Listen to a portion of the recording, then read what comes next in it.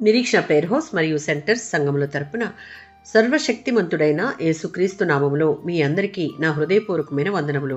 నేటి దేవుని మాట 1 యోహాను పత్రిక 1వ అధ్యాయం 7వ వచనం. యేసు రక్తము ప్రతి పాపము నుండి మనలను పవిత్రులుగా చేయను. అపోస్తులుడైన పౌలు ఈ పత్రికను విశ్వాసులకు రాశాడు.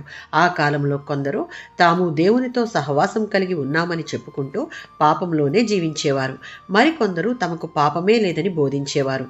అలాంటి తప్పుడు బోధనను ఖండిస్తూ నిజమైన క్రైస్తవ జీవితం అంటే వెలుగు అయి ఉన్న దేవునితో వెలుగులో నడవడం, పరిశుద్ధ జీవితాన్ని జీవిస్తూ దేవునితో నిజమైన సహవాసాన్ని కలిగి ఉండడం అని యోహాను బోధిస్తూ ఉన్నాడు.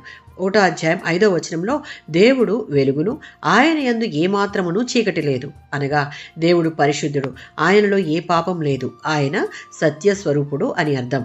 యోహాను సువార్త 8వ అధ్యాయం 12వ వచనం.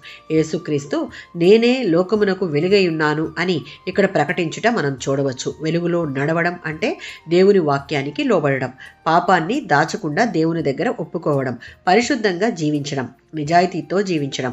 ఈ విధంగా జీవిస్తూ వెలుగులో నడిచేవారికి దేవునితో సహవాసం ఏర్పడుతుంది. ఈ సహవాసం మనలను దేవుని ప్రేమను అనుభవించుటకు సహాయపడుతుంది. అక్కడితో ఆగకుండా విశ్వాసులతో, పొరుగువారితో ప్రేమగల సహవాసాన్ని కలిగి ఉండడానికి దోహదపడుతుంది.